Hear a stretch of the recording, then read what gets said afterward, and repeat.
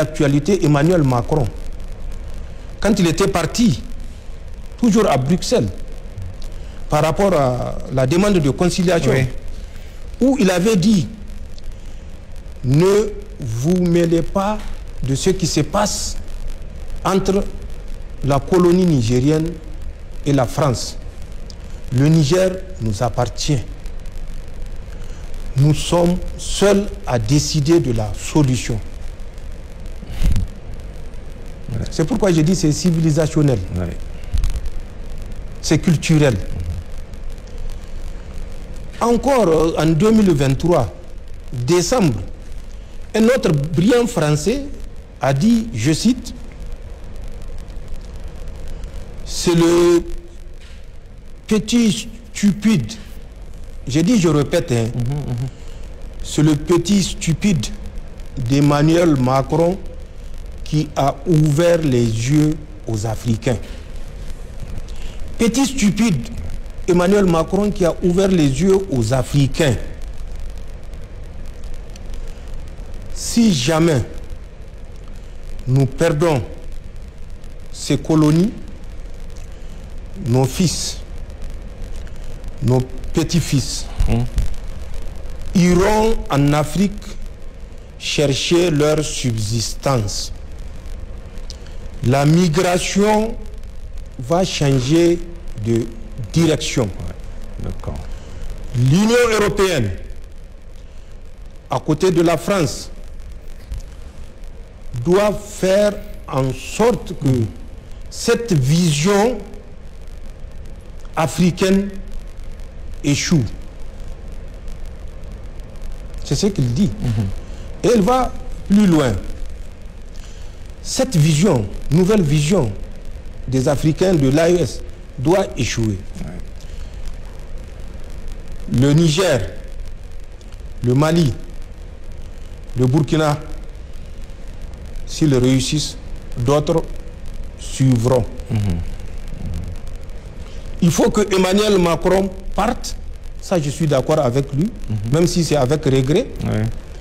Il faut que Emmanuel Macron parte où la France en souffrira. L'Afrique n'a pas d'histoire. La même chose que Sarkozy avait annoncé. Tout à fait. L'Afrique n'a pas d'histoire et en conséquence, ça c'est sa conclusion, l'Afrique ne peut pas dominer le monde. Mais l'Afrique n'a pas besoin de la permission de quelqu'un pour dominer le monde, puisqu'elle l'a déjà dominé à un certain moment où ce monde duquel il se réclame n'avait aucune existence humaine ou organisationnelle. Je ferme la parenthèse. Et c'est pourquoi je dis, tout ce qui se passe, cet acharnement pour la France et le fait que nos pays ne méritent aucun égard. Nos pays doivent rester les colonies qu'on exploite à volonté. Et c'est ce qui me ramène vers nos ressources naturelles qui sont un autre point. En plus du mépris affiché, il y a ces ressources naturelles qui sont la base de l'acharnement français. Parce que les Français l'ont compris avant le Nigérien, à commencer par l'uranium, exploité depuis plus de 50 ans, depuis 68. L'uranium a fait la prospérité de la France. Les Français l'ont compris. Mais l'uranium a fait la misère et la mort des Nigériens. Ça, malheureusement, les Nigériens ne l'ont pas compris. Toutes nos ressources, qu'elles soient sur le territoire national nigérien, qu'elles soient dans le sous-sol burkinabé ou malien, sont l'objet de cet acharnement en deuxième point que l'on observe non seulement de la part de la France, mais également de toutes ces puissances occidentales qui forment bloc derrière la France, malgré vraiment cette évidence qui est là, que ce qui se passe n'a rien à voir avec l'humain, ça n'a rien à voir avec la volonté de la France à défendre le droit ou la démocratie, d'ailleurs qui sont des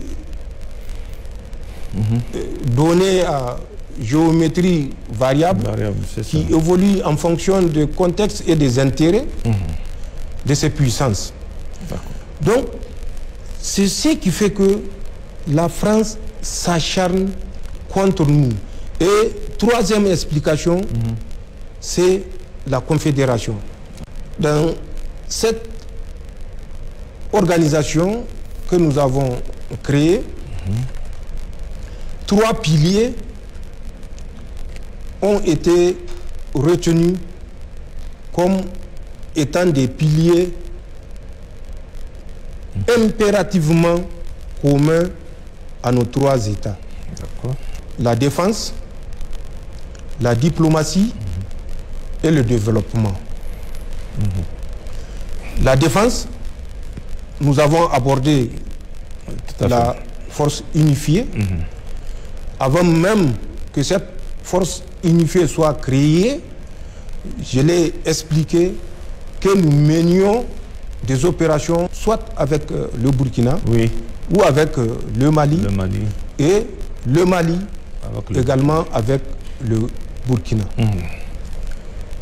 Mais sur le plan de la diplomatie, nous avons décidé que tout ce que nous allons faire et toute décision que nous allons prendre doit faire l'objet d'une concertation entre nos trois États, entre les États de l'espace confédéral. Le développement qui est le troisième pilier, vous l'avez suivi récemment avec la création de la Banque d'investissement et de développement, donc la Banque confédérale d'investissement et de développement. Cette banque, dont le capital est estimé à plus de 300 milliards, sera constituée par les efforts propres, endogènes des États de la Confédération. Donc, c'est pour vous dire que, et sur le plan défense, sécurité, et sur le plan diplomatie, et sur le plan développement, les États de la Confédération s'activent et c'est une réalité. Nous ne sommes pas restés dans la théorie stérile.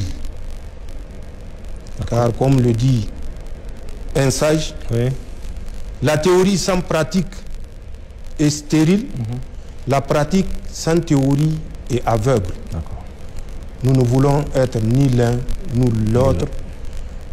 Au sein de la Confédération, nous agençons les deux pour atteindre nos objectifs. Et c'est ce que nous faisons effectivement au sein de cette Confédération pour répondre à votre question. D'accord. La troisième, je rappelle, M. le Président, quel doit être dans cette stratégie le rôle de nos populations en termes de mobilisation, de sensibilisation et d'engagement patriotique, sachant par ailleurs que certains de nos compatriotes, ils se plaignent souvent de difficultés dans leurs relations avec les autorités administratives qui ne prennent pas en compte la diligence requise, les informations qu'ils leur donnent. Exemple fréquent, ils contactent l'administrateur délégué qui demande de contacter le gouverneur ou le préfet et vice-versa.